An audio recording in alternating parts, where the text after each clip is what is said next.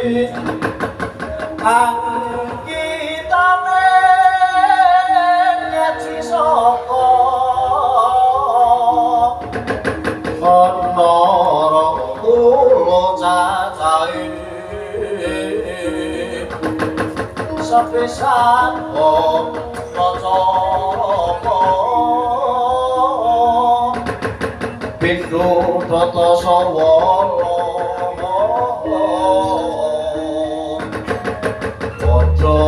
Jaya nyobeng telu ping patemo kepotong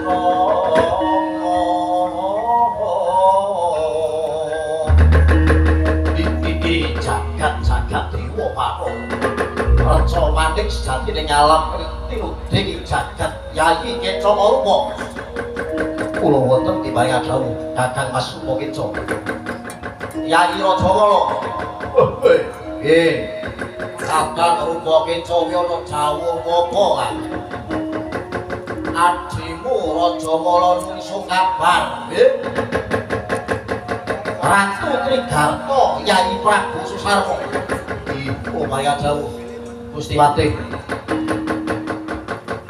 apa to darunane kowe kabeh adoh tak awe cedhak saya tak rakake yen dinono bab wigati yen bakal tak babar magepokan panggonta sarta gedayane Rupa Keca anggonku bakal kepengin ngrubuhake negara Wirata iki rebut jampar keprabon negara Wirata saka regemane Kakang Prabu Maksopati tetepe sing bakal dadi ratu ning negara Wirata kene Rupa Keca iki Kakang Mas lajeng sampake kados pundi menapa jengadika sampun kelampah matur dumateng Koko Prabu Maksopati magepan kalian Adeng Jago menika wis apa kang dadi pamotahku apa kang dadi panyuwunku wis dikabulake dening Kakang Prabu Maksopati dina iki uga wanci bedhug tenyange bakal digelar adu jago menungso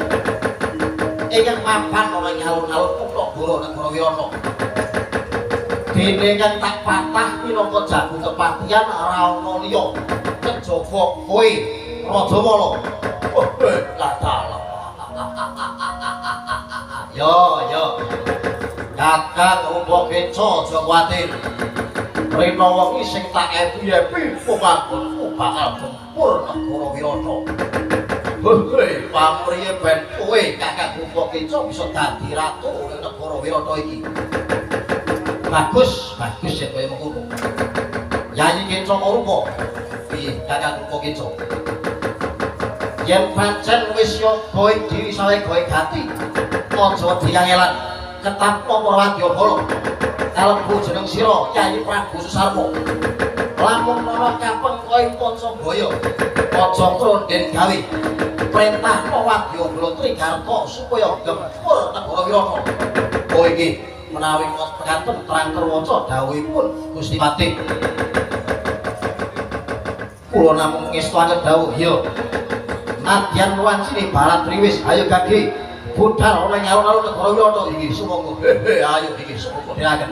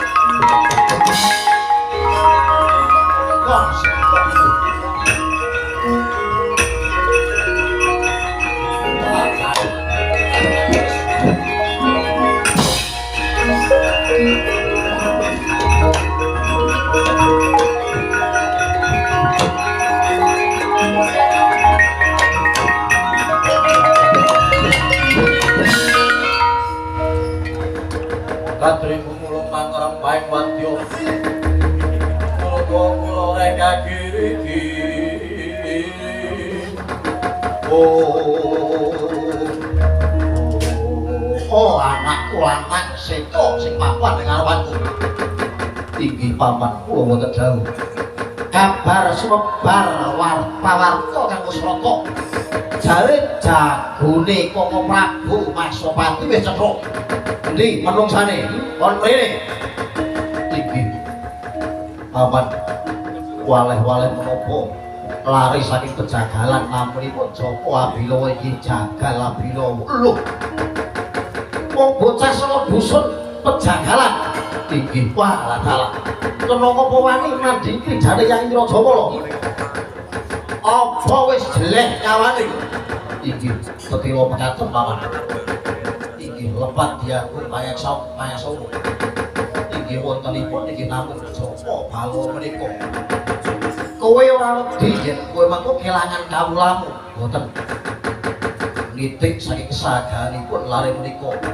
ingkang sagah dadang iki bagus yen ngono ora susah dadak ketanggungan totoane kudu cetha keparengipun paman kados pundi ngene wae yen jagomu kalah aku sak sedulur minggat saka paman kene nanging yen jagomu mati Kakang Prabu Masopati lengser saka dapan Prabu adalah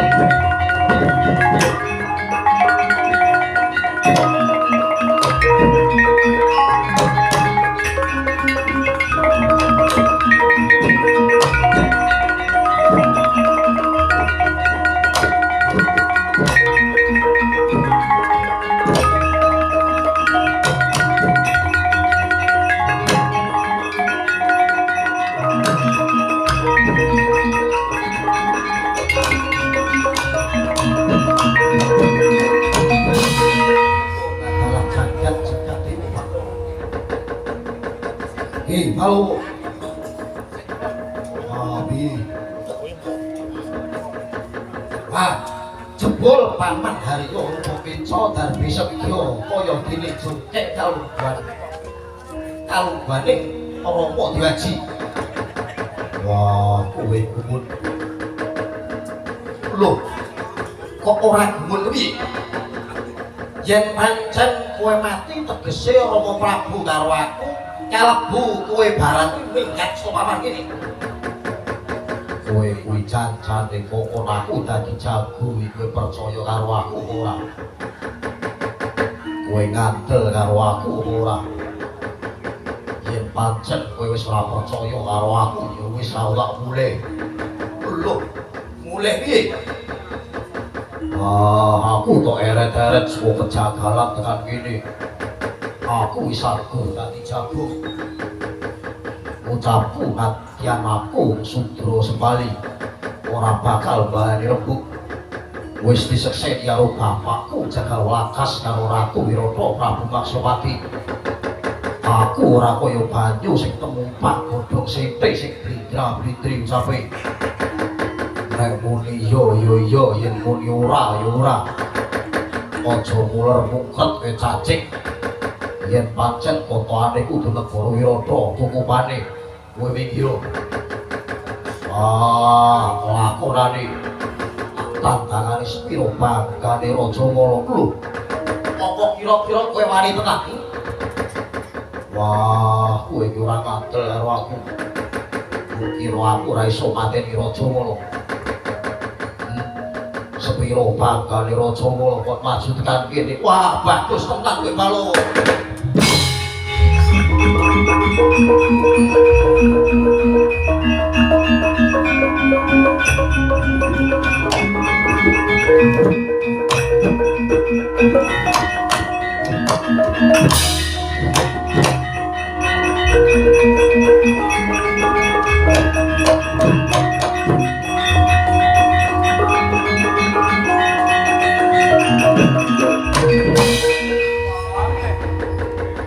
Kira-kira kowe iki wani tenan apa ora?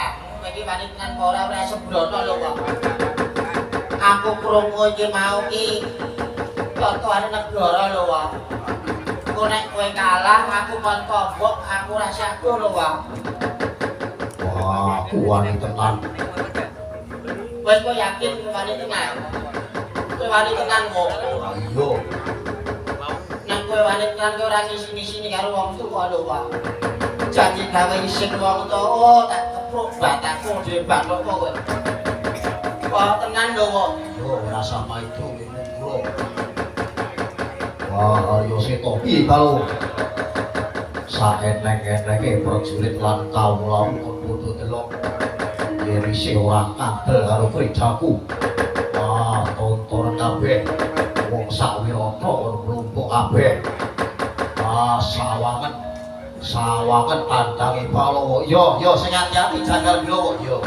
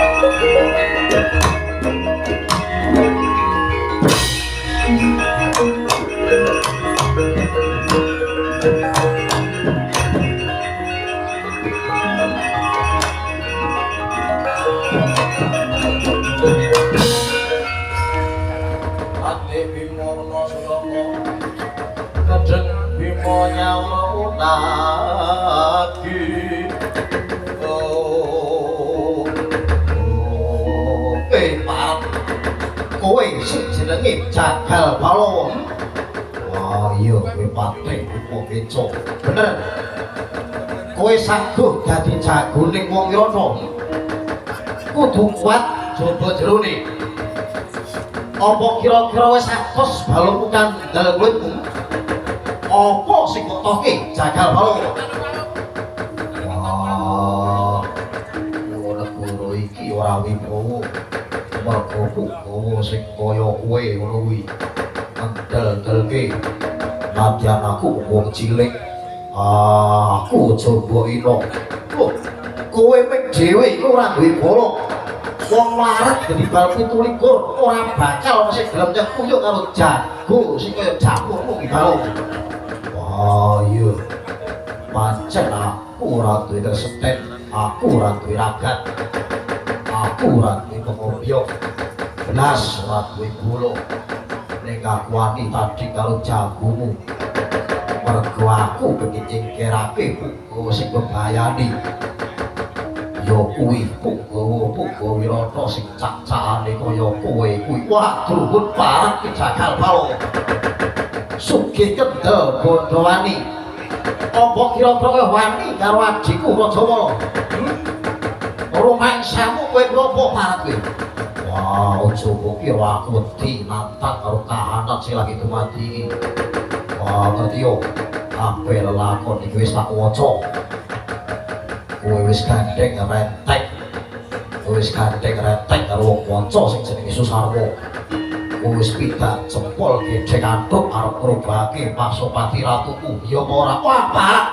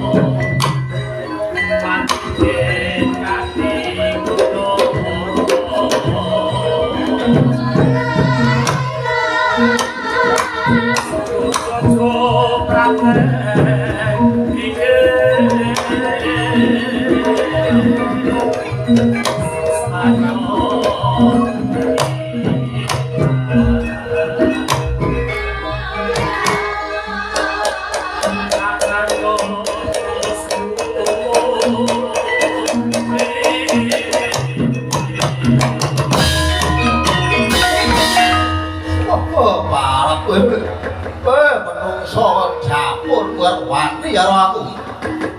Apa kowe jago kasepuan? Kowe jago Wirana, cah bagus. Cah gagah, cah budi dhuwur. Sapa jenengmu kok? Kowe jagal pira mau? Ayo. Sing tak wedeni apamu wah. Ora grik-grik kowe jawab karo pemujudanku. Wah, rasah kok cakep ayo kaki maju. Wah, keparek. Sawangan krijane Rajawala. Klakon gandul pecah yasmu parang.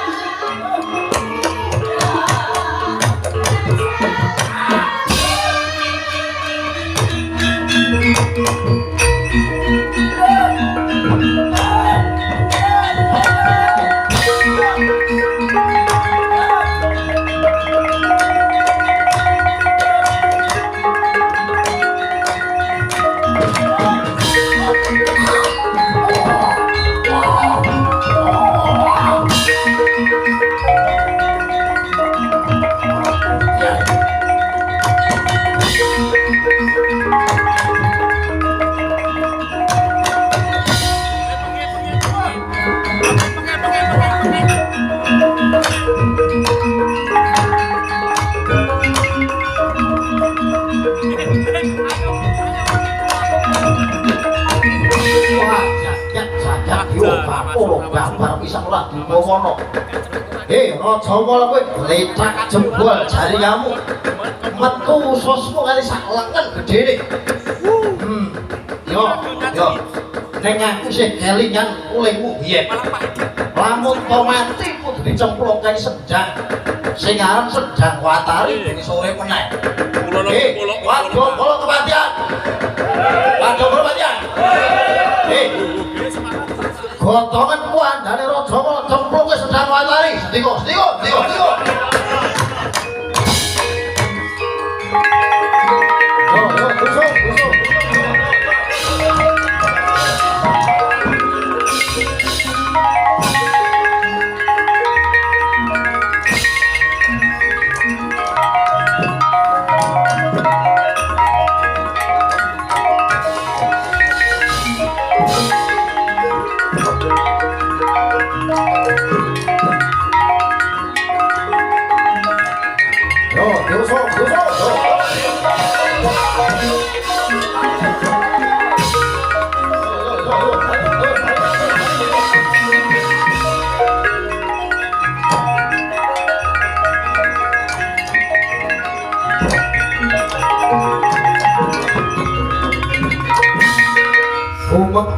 Maleger suarane gegirisi punarwaning Sang Raja Wala yen den gotong dicemplungaken wonten ing Sendang Watari ingkang dumadi saking ibuning Sang Raja Wala nggih Endang Watari.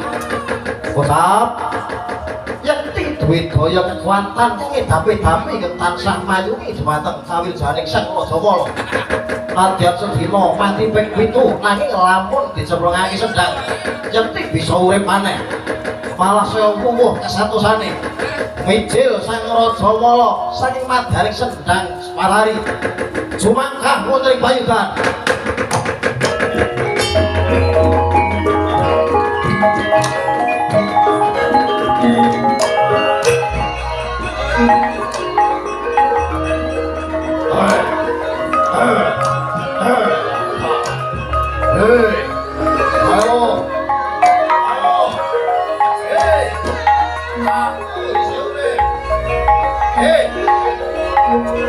Oke, ayo surat.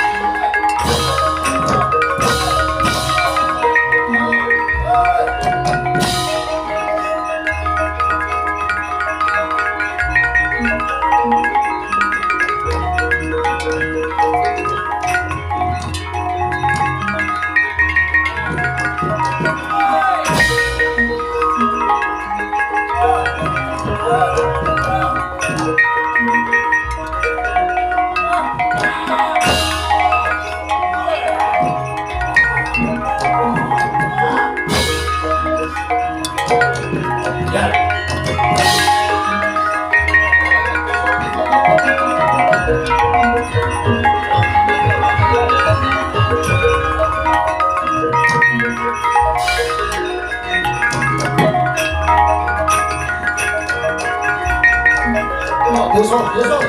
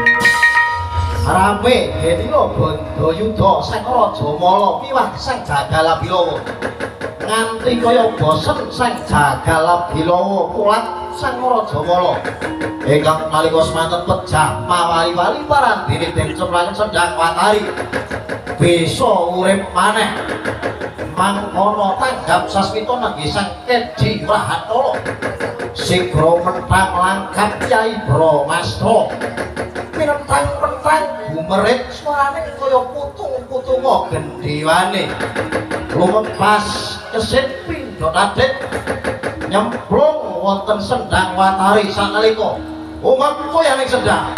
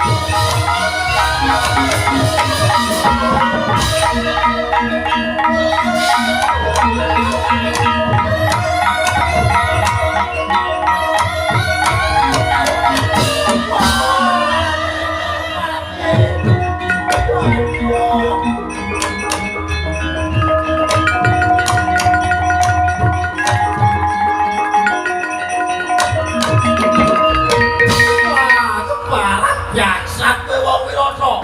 Wah, kemparan ke Raja Mala adikku waduh. Wah, ora nyono lakune dadi kaya kene. Aja beda karo padatan kowe Raja Mala. Adate kok diceplungake ning Sendang Watari mulih meneh. Ning yo kene palungguhan iki kuandhamu ambyar dadi semalang-malang.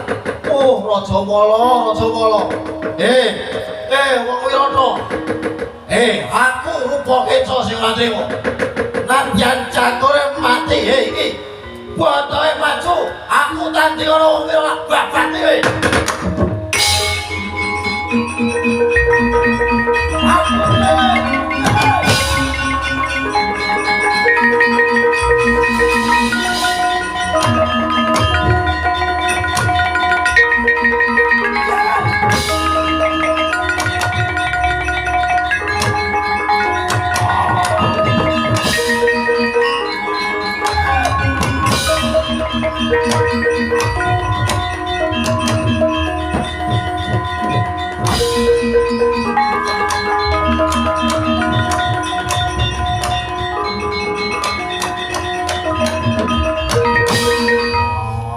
Suwung kecowo ora patut gambar pisan Sentana praja ora nyontoni babagan becik malah parantene tumikae kaya ngono mongko memper jagone mudhar botohe ngamuk yen aku nandingi kowe ngladeni kowe wis potan ngono wah boleh wae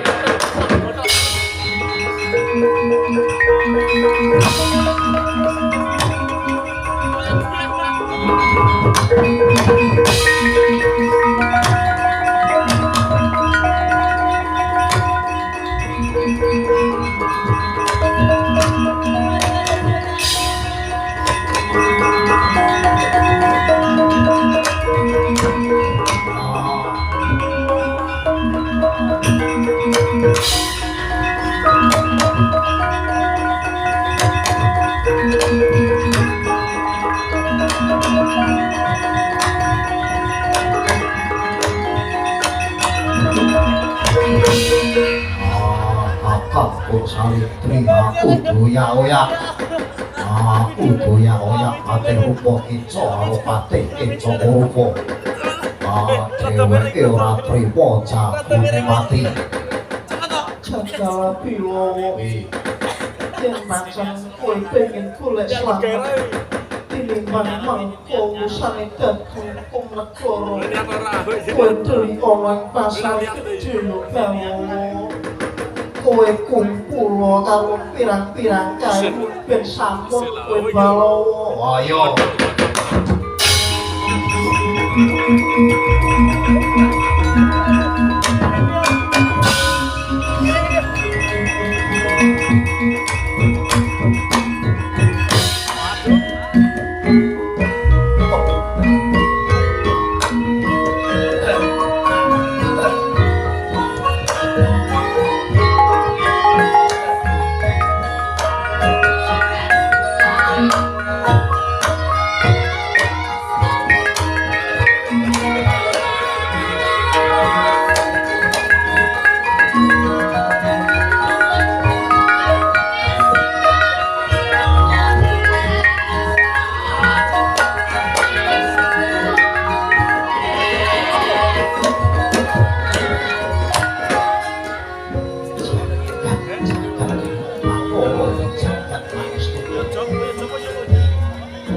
sajroning aku koyak jago sing patung Wirata yo si jagal abino mau tak sawang bocahe mlebu ning pasar gedhe kok lha ning nyake iki dadi ono kahanan kaya endahe kaya begini iki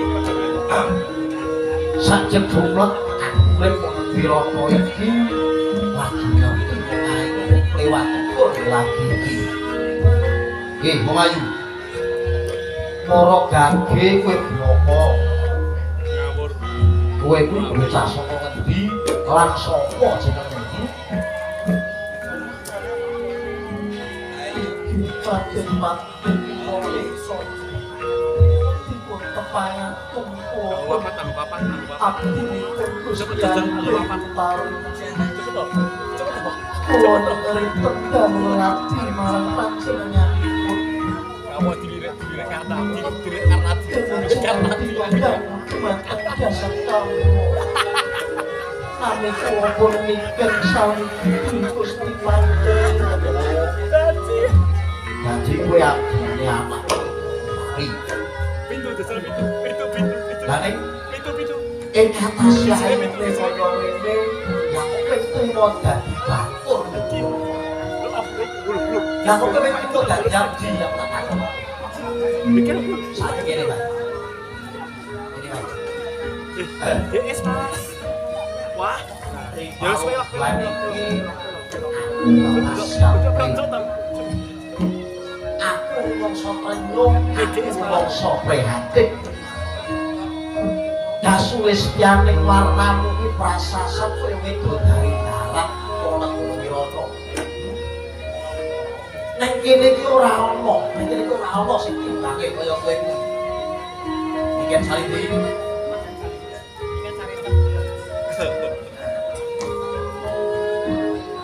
Malah kok ponakanku dhewe Sutari wae disor Prabowo karo aku. Mula ngene kae. Ripawudan iki kowe manungsa karo patih rupa kencok. Tak gendong tak bopong marang kepatihan. Kowe tak mulyake. Kowe tak dadekake bupati. Nggih. Cekak cukube yen kowe gelem ladi marang rupa kencok, ora bakal tiba ning Wadasturi nanging bakal tiba ning Kasur Gambut. Monggo Kasur Gambut ki monggo gak marang kamulyan. Ning waton kowe gelem dadi bojoku. Waton kowe gelem dadi bupati. Piye?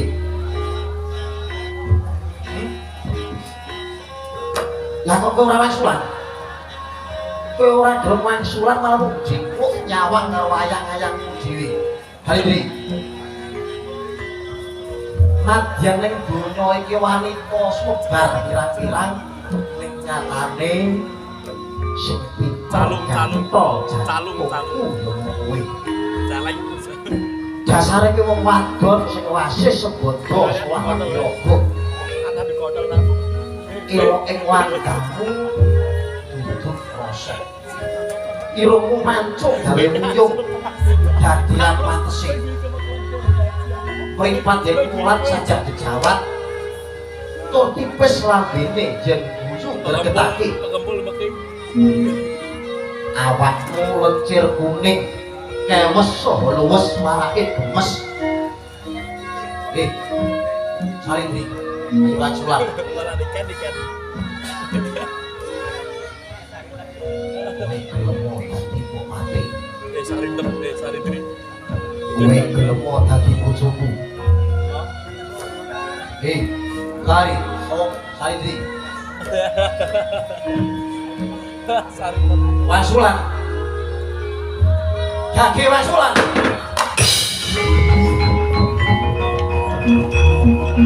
Kowe tak dalan. Ayo.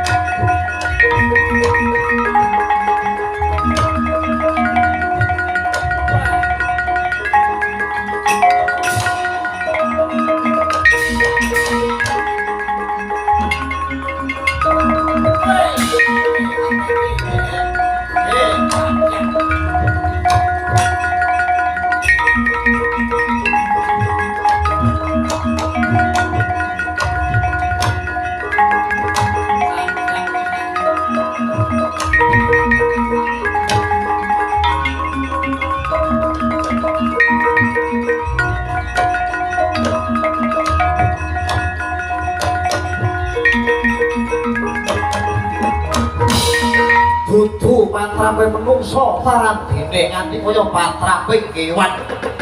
Alenggih sang rupa kenca ingkang wis ilang rasa kamanungsane. Mangkono kaya wong mendem pimulat kasulistyaning sang Niken Salindri. Ucap Gya den glandang astane septaning driya arsa ngrebut ingkang dadi kawanitaning sang Salindri. Prayitna sang bala jangkah rupak dadane pati rupa kenca dawah kalenggak sirna Madurayi.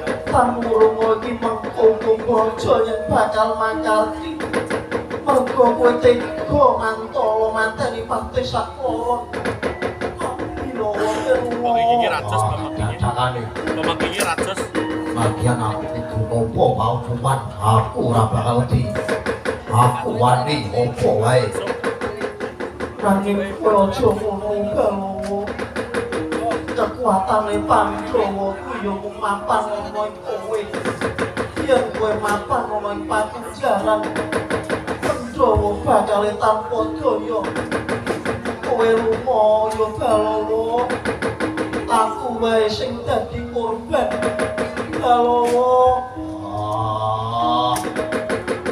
Galowo kowe lunga ayo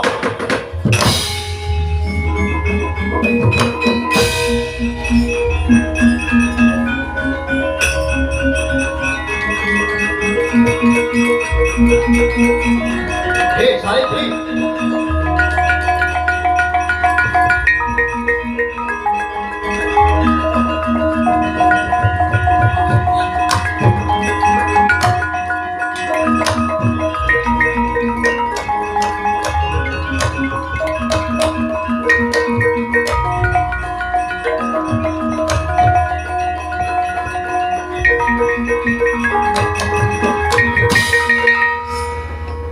Wanudaya ngambararu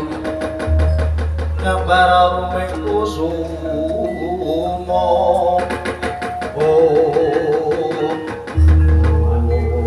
Salindri babar pisan aku ora ngira ning pasar gedhe kene ana Rajapati tak sawan iki pamanku Rupa Kenca dalah paman Kenca Rupa pecah pestakane. Iki sapa si Mandeni? Saindri. Iki ingkang mejahi namrika kula. Amargi panten kekalih mriku badhe kunjak kaliyan kula. Ngono. Yen pancen kowe sing dadaki perkara iki, kowe sing ngakoni perkara iki. Ayo, kowe sak pantese kowe nampa pengadilan. Ayo, tak gelandang oleh meja ijo negara Wirata. Saindri.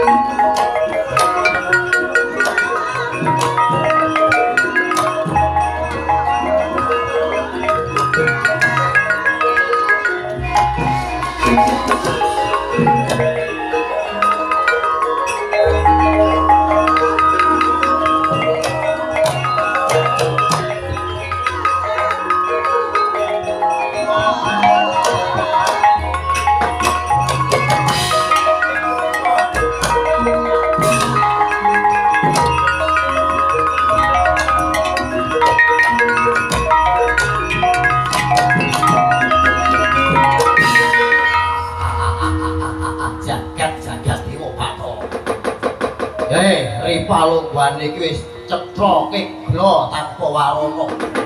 Kekuatane negara Wirata wis entek. Tegese wong Wirata ibarate manungsa wis tanpa otot gebayu. Patih kembar, Patih Rupa Kenca lan Patih Kenca Rupa wis mati. Lan sapa sing mateni kalebu sing mateni Raja Kala. Nitik saka lagak lagon lagiane ceca lamun kuwi wong pendukung. Lamun kuwi sing arep digoleki dening Ratu Ngastina kaya Prabu Duryudana. Pandhawa kuwi. Yo. Nuwun sewu Koko Prabu Duryudana.